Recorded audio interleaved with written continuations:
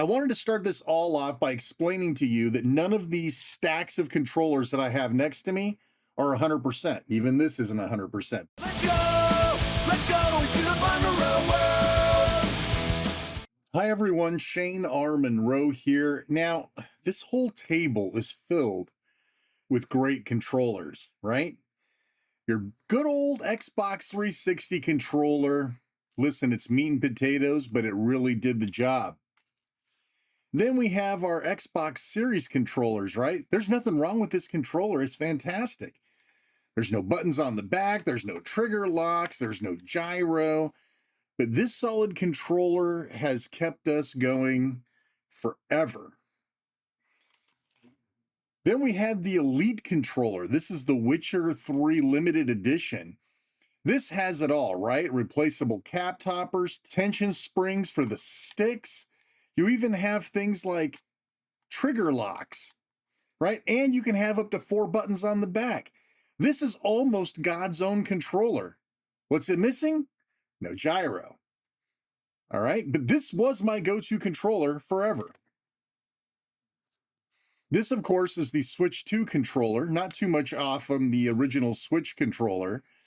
This is a pretty dang good controller, too. It even has gyro, just not very good gyro. It's even got an extra set of buttons on the back. No trigger locks, though, but these are digital anyway, so you don't really need those trigger locks. But this is a good controller. It's an expensive controller, too. This was $80. It's ridiculous. But this Elite was what, $120, $120 before you add the extra stuff on the back? They're expensive controllers. Then I've got this one, which I keep meaning to review for you. This is the Beat Tong. Crazy, it's hard to pronounce these names. This is a fantastic controller. It's got adjustable tension, just like the Elite does. 4 buttons on the back, extra macro buttons, trigger locks, right? And it's got gyro. This is almost the perfect controller. But unfortunately, the gyro sucks. I have been through controller after controller after controller trying to find everything in one controller. This is also dirty, but that's okay. This is my daily driver, at least it was before the Steam controller came. Why? Why do I love this controller? First off, this isn't just your standard controller. Same as a Series controller, but it's got this little guy on the back. This is the Armor X Pro. This little doohickey gives me 4 buttons, complete programmability, and always on gyro. Always on gyro. And thanks to the app that you use on your phone, you can configure all of this with the flick of the wrist, and you can even invert the gyro, which, by the way, inverting the gyro doesn't seem to exist anywhere, right? So if you're somebody who likes to pull back to look up, can't do that because the gyro on this is backwards. The gyro on this is backwards. You can't win, right? I've been through them all and you can't win, but this is close. But what doesn't this have? Doesn't have adjustable it doesn't have adjustable analog sticks, right? You can't replace these with taller toppers. There's no trigger locks. You do get the 4 buttons on the back. And you do get great gyro, but this isn't perfect, but this has been my daily driver for a couple of years at this point. This has been my favorite loadout, but at the end of the day, my favorite controller of all time has been this, my dusty as hell Steam Deck. When the Steam Deck came out, one, I wasn't sure whether this was going to work or not. Turns out it works great. It has it all. Well, okay, maybe it even doesn't have it all. Where are the trigger locks? I got 4 buttons on the back. That's great. No trigger locks. I can't change the tension on these. I can't replace them with taller caps. But I do have these. And I do have perfect gyro. Perfect gyro. This is the only device on the planet, including this, that has perfect gyro. So there you go. That brings us to the star of the show today, the Steam controller. This probably looks a lot like that. It looks a lot like that Steam Deck, and this is what I was hoping for. I want it all. I'm willing to settle I'm willing to settle for this. I'm willing to settle for this. But I really want that. I want that Steam Deck, which is why I was hoping this would do it. And it's almost there. Let's talk about it. In this video, we're going to just talk about the physicality of it. We're not going to talk about other stuff. I wanted to start this all off by explaining to you that none of these stacks of controllers that I have next to me are 100%. Even this isn't 100%. The only 100% controller of all time so far exists on this device. But we'll talk more about that over the course of my next videos. So let's talk about this. In my opinion, the Elite controller is the most comfortable controller of all time. I like the offsets. A lot of people like the twin. You notice I don't have a PlayStation controller. I'm not a fan. To me, the Xbox controller has always been the epitome of the greatest, most comfortable controller. Everything is where you need it. Notice on this guy, even though I reroute my bumpers to the back paddles, you can go like this. While my trigger is pulled, I can actuate the bumpers. For some of these controllers, you can't do that with. This works, but it's hard. It's hard to get around, right? This guy's pretty good when you have the triggers locked. Easy enough to actuate, right? So that solves that problem. My point is none of these are 100%. This controller is as close as you're going to get. Let's talk about the comfort. Now, if you're used to the Steam Deck, I'm going to have to keep bringing it down. The Steam Deck, in my opinion, the inline analog sticks work because your hand is so far apart. It's not close together like here. For me to be comfortable, this hand's fine over here, but this hand, I end up doing this a lot. I end up catching the edge of this controller a lot. I'm not sure why, this analog stick. Probably because I'm used to it being above, right? I can get my full thumb on here, my full thumb here, and I'm nice and comfy. Not even so much here, but the distance helps that work out. Here, I'm fine with it. It works, but it is an area of discomfort that I have to get used to. Now, one thing that I've seen people talk about with these trackpads down here, oh, I'm going to hit these trackpads. I'm going to keep touching them. I'm going to keep touching them, and they're going to keep activating, and bad things are going to happen. Truth is, if you look at the way that this thing is recessed, you'll never accidentally hit these. I've been playing with this controller for a few days now, and I've never accidentally once hit those trackpads, not once. So that's not a concern.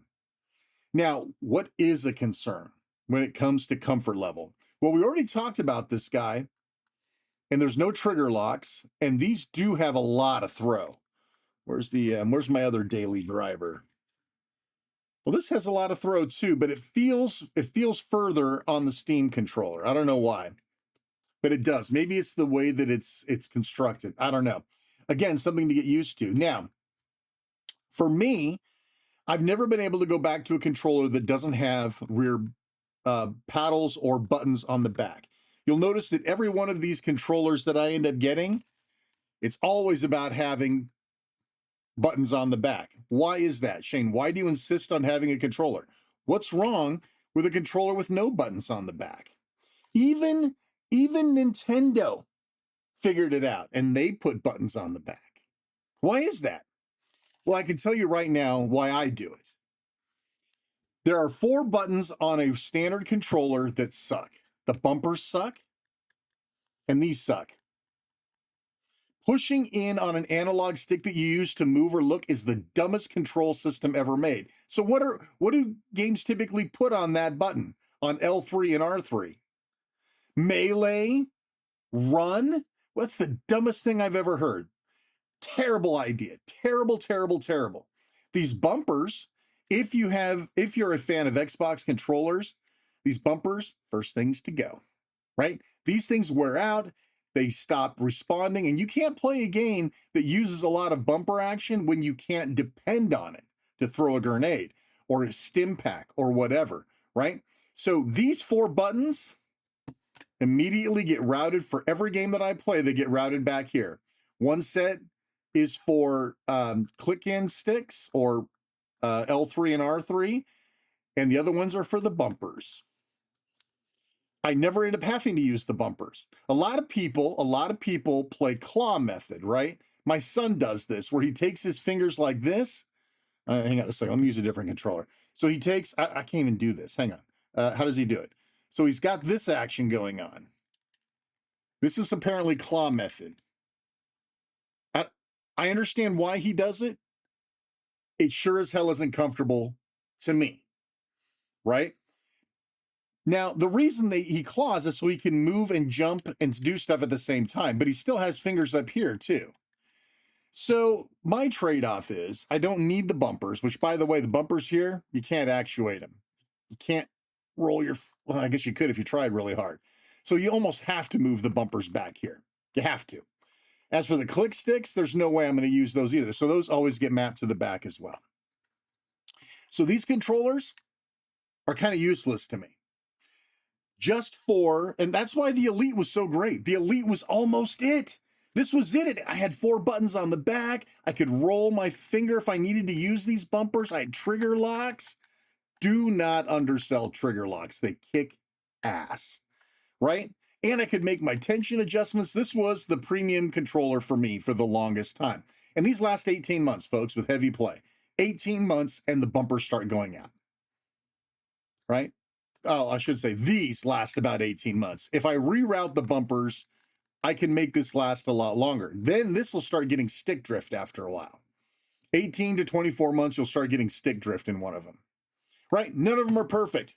And by the way, again, this is like 120 bucks. So when you say, oh, $99 is too much for a controller, $80 controller, $120 controller, I'm telling you, this is not a bad deal. Yeah, so let's go back to the comfort area of this.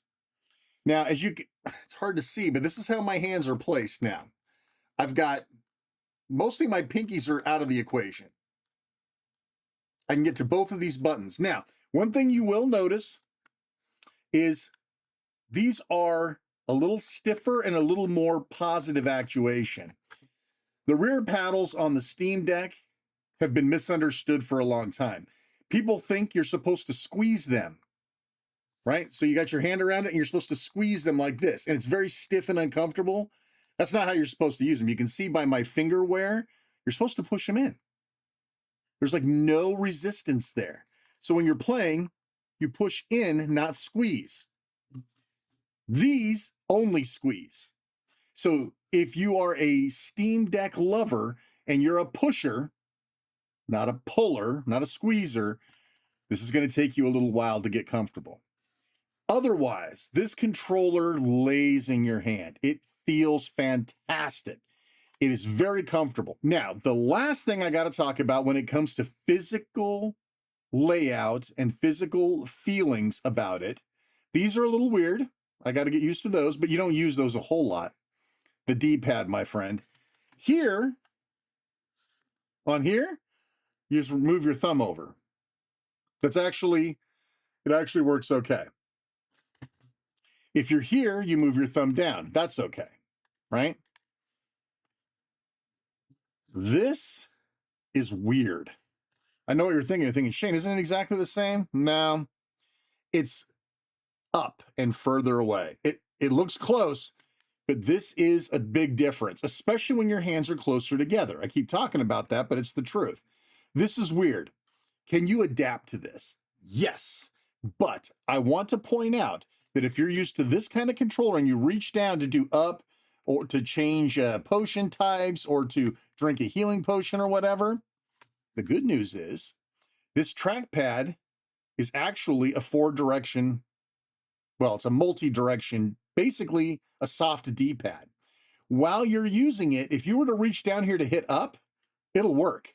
If you go down here to hit right or left or down, that's a very good muscle memory. And it works, but it's a little sloppy-ish. It's good for actuation. You're not gonna play a fighting game with this.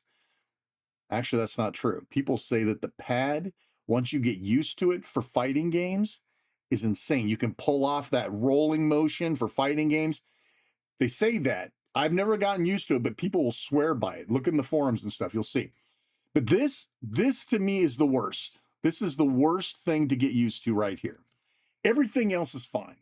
from a physical comfort level. Now, we have a ton more things to talk about this controller. You want to see why you should buy this instead of this. I get it.